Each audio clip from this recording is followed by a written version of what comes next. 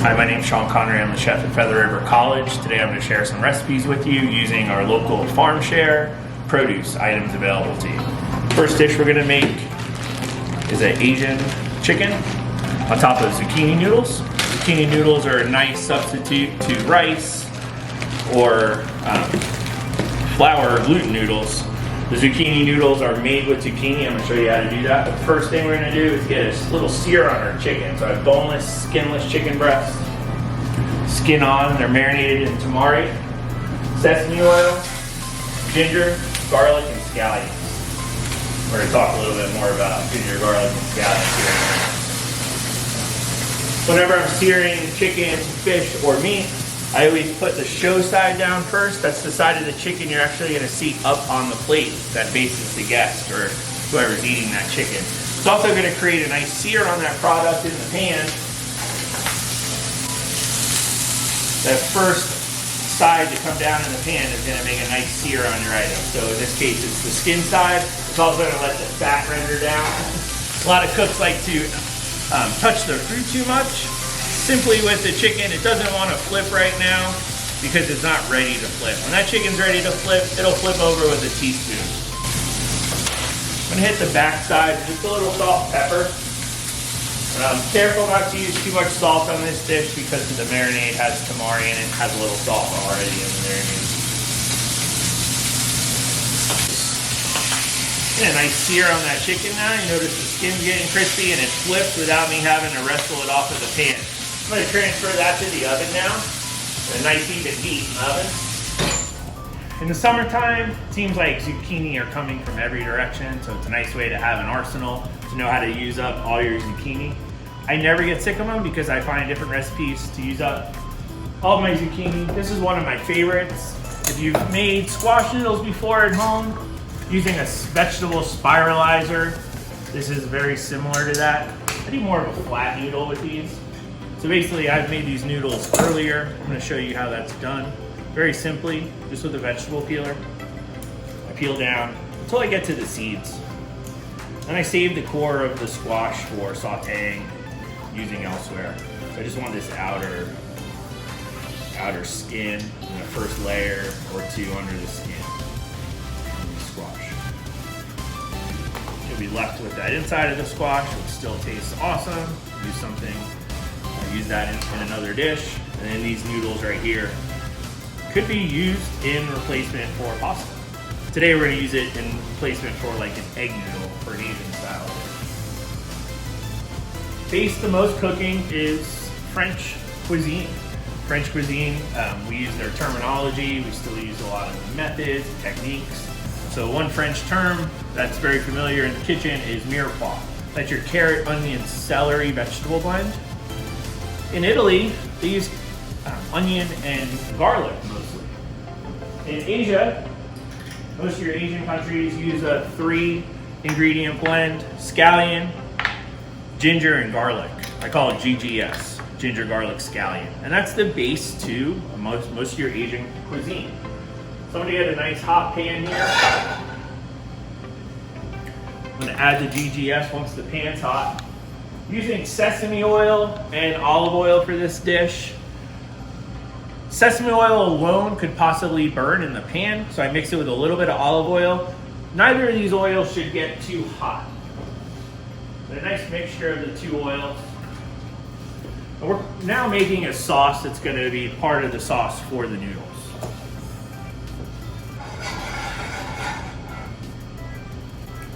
First, I'm going to add the garlic, ginger, scallions. For this dish, I use mostly the root side of the scallion, the white to the light green color. I save the green tops for a garnish, sliced real thin for when we're done.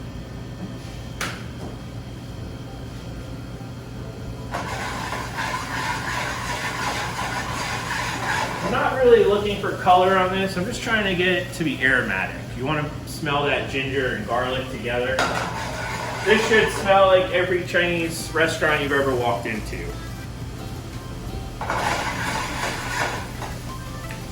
Once those vegetables start to soften up a little bit, our GGS, I'm gonna add salt and pepper. I'm gonna add our squash noodles. Just gonna cook these down. Squash contains a fair amount of water, so it's gonna cook out that water to evaporate, and everything in that pan will shrink down a little bit.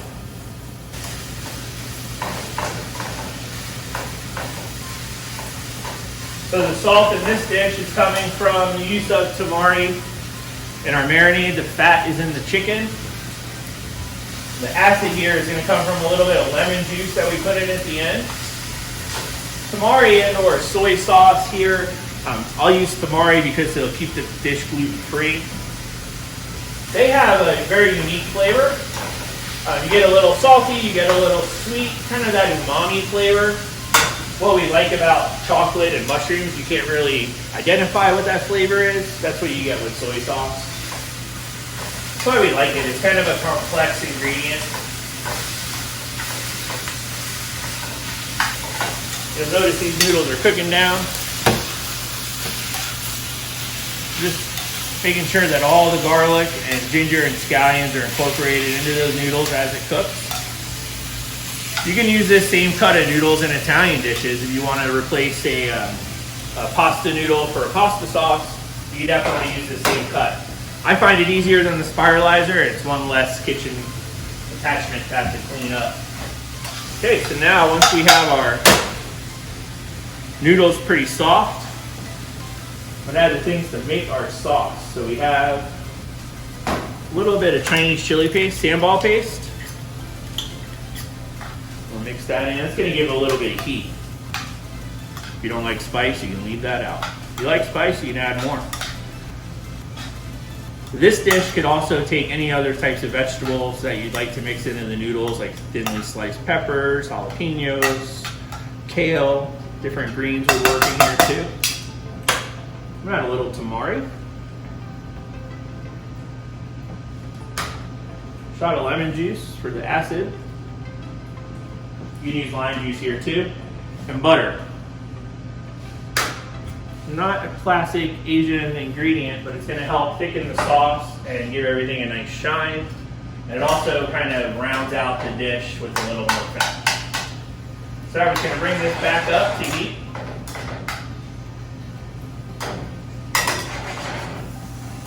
And I don't want these noodles to totally get soggy and sort of disintegrate. I still want them to hold their integrity a little bit, so I'm just going to shut that off right now. And all the flavors are coming together well. I'm going to pull our chicken out of the oven. There's our chicken. It's got a nice crispy skin. It's crispy on both sides. I really love the flavor of the thigh meat. I'm just going to take a little tiny bit of that oil and dump it on the noodles for flavor. I'm going to finish the chicken with a little bit of lemon juice. A pinch of salt. So here I'm going to tilt the pan so I don't get all that juice out at one time. Put these noodles on the plate. This is a dish for two. If you wash the dishes at home, you'll appreciate this, having to feed two people with one dish.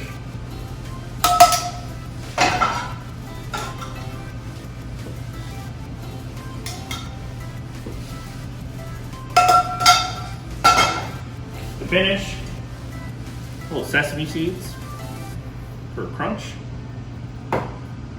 Some fresh mint leaves. Mint adds a nice bright flavor. You could use cilantro or basil here. But I like the taste of mint with this dish. A little fried kale leaf for a garnish.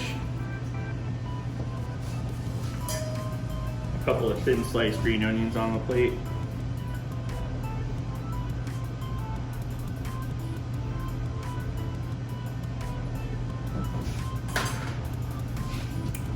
Asian chicken thighs with summer vegetable noodles.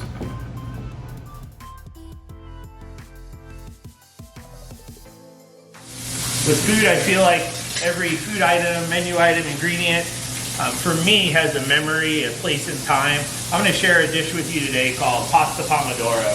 Very, very simple pasta dish. I learned from my friend's dad when I was a kid. Papa Phil made this pasta. Mostly we would put fish on top of it. I grew up on an island, so we fished a lot. This is a really great side dish to serve with chicken or steak also. When summertime tomatoes are in season and really tasting good, this is an awesome dish to use up your tomatoes. For our pasta pomodoro, the pasta itself is going to get boiled. A lot of people at home insist on putting oil in their pasta water. That's great if you like to waste oil. There's no reason to put oil in your pasta water. It really serves no purpose. I like to have a gallon of water per pound of pasta and salt in the water. I'll get the water going in a whirlpool, I'll turn it, and then drop the pasta in, and that'll help the pasta separate as it cooks. Give that pasta a little stir. I'm not going to over stir it. The sauce happens really fast on this dish. Get a nice hot pan. Start with a little bit of olive oil, extra virgin olive oil, your first press. The olive oil makes up a big portion of this sauce, so you don't want to skimp on your olive oil. Then I add garlic, and I left this garlic in pretty big pieces. I'm going to cook that till the garlic just starts to brown. The food and balance of food and dishes is a relationship between fat and acid. A lot of times I'll use the analogy of coffee and cream. Coffee is very acidic, cream has fat, they balance each other out. So today our play on acid is going to be the acid from the tomatoes with the fat from the olive oil and nice fat from Parmesan cheese. And that's why we like Parmesan cheese on pizza and pasta. Kind of rounds out that tomato flavor. So here you have your nice brown garlic. And I turn it off right here because it's going to continue to brown in the pan. And I'm going to add fresh tomatoes. Heirloom cherry tomatoes, heirloom chopped tomatoes, all different colors. I want it to be real pretty. At this point, this dish is really done cooking. It doesn't see any more heat. Once the garlic is brown, I'm going to add fresh oregano and fresh basil. Lots of fresh basil here. I think it really brightens up the dish. In the summertime, when basil and parsley oregano are really happening, those are herbs I feel like you can kind of overdo it with. If you were to put too much sage or rosemary in a dish, potentially you could ruin that dish. But I feel like with parsley, basil, and oregano, you have a little more room to have a heavy hand with those herbs. I'm going to hit this with a little salt and pepper and chili flake. Chili flake was really popular in Italy in the old days. You'll see it in a lot of Italian recipes because black pepper was too expensive. So most of the Italians were poor and they used chili flake instead of black pepper. So add chili flake to this sauce. Give it a nice toss to get that basil incorporated. Once the pasta is cooked, I'll add the pasta to the sauce and finish it with breadcrumbs and Parmesan cheese. Breadcrumbs is one of my favorite additions to a cooked pasta. In Italy, they call it pane grattato. Pane grattato adds a nice crispness to your pasta, and it gives the pasta a really unique flavor. I know most people like to eat bread with their pasta, so this is a really nice addition, a way to add bread to your pasta. So once I add the pasta to the pan, I'm going to give it a nice stir. I want to make sure it's nice and coated with the olive oil. Just enough to coat the pasta. Traditional pastas are not swimming in sauce. They're essentially just coated in the sauce. The pasta is the main ingredient. So add a little more olive oil. Parmesan cheese.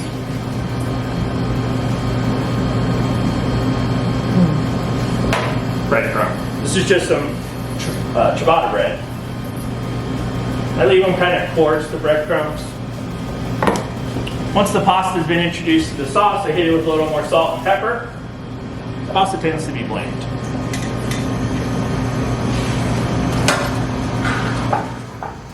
I evenly coat the pasta noodles with the breadcrumbs and the cheese.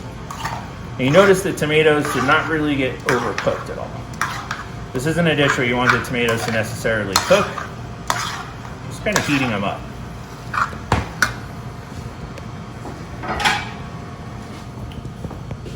plate this dish. I'm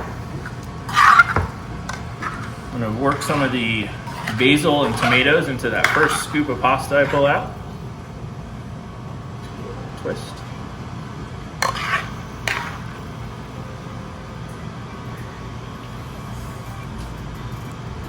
I'm gonna go for some of those solids like the basil and the tomatoes. This dish is really nice with pancetta, Italian bacon, prosciutto, shrimp work really good on top of here. Any sort of grilled fish or sauteed fish works really good. My point is this dish is really nice as a side dish to a lot of proteins. Breadcrumbs on top will add a little more crispness. A little Parmesan cheese. I'm going to garnish that with a fresh little basil sprig.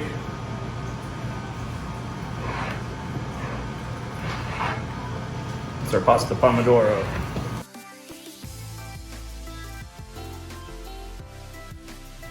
Okay, our next dish we're going to make is a warm turnip salad of sorts. It's a play on bacon wrapped dates with blue cheese. This is a oven roasted turnip with bacon, dates, and a blue cheese dressing. So I'm gonna make the dressing first so we can let it have time to sit and those flavors come together.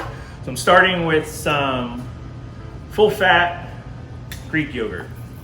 Don't buy the low fat, you want the fat.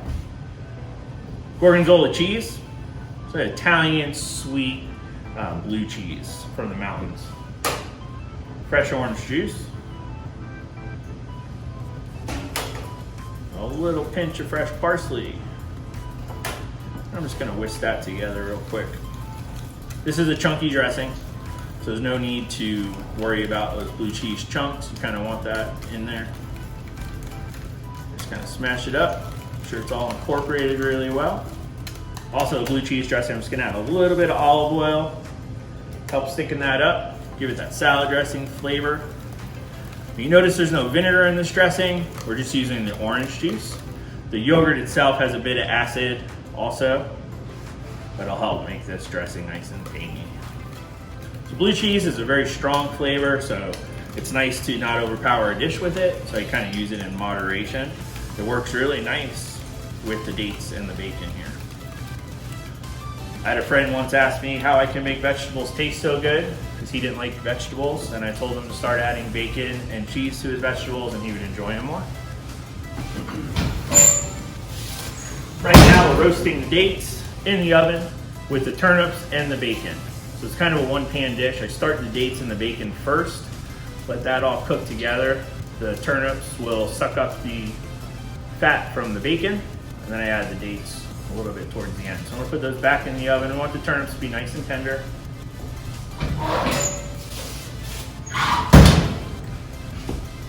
For cleaning the turnips, what I like to do is take off each end of the turnip.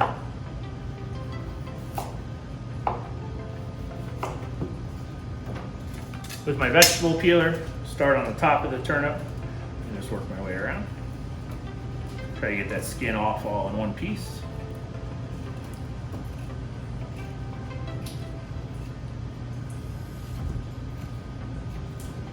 One thing I find for home cooks is having a little trash container on your station right next to you so you don't have to walk over to the garbage can every time.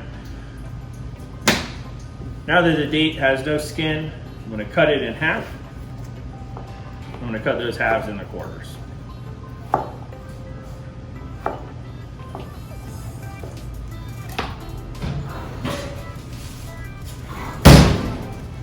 Now our dates are finished roasting with the turnips and the bacon.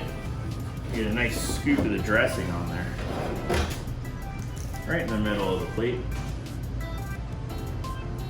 The weight of the turnips will spread that blue cheese dressing out.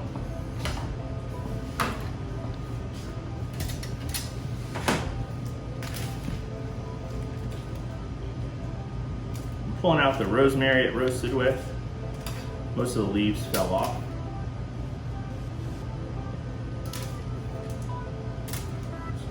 Sweetness of the dates here really brings out the smokiness of the bacon. And the turnips really take a back seat here.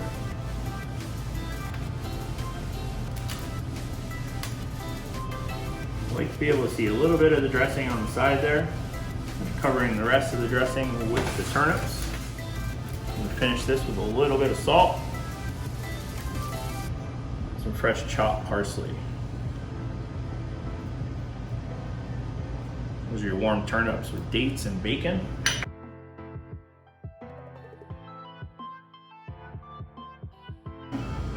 My name is Sean Connery. I'm the chef at Feather River College. I'm here today with the La Sierra Food Projects and Rugged Roots Farms, which presented us with this nice selection of local farm produce that is in our farm share box. Today I made a roasted turnips with a blue cheese, gorgonzola dressing, dates, and bacon. We did an Asian chicken thigh on zucchini noodles with a tamari and lemon reduction. And this is a pasta pomodoro using the heirloom tomatoes, roasted garlic, olive oil, spaghetti, Parmesan cheese, finished with breadcrumbs, which we call panna grattato. Hope you enjoy it.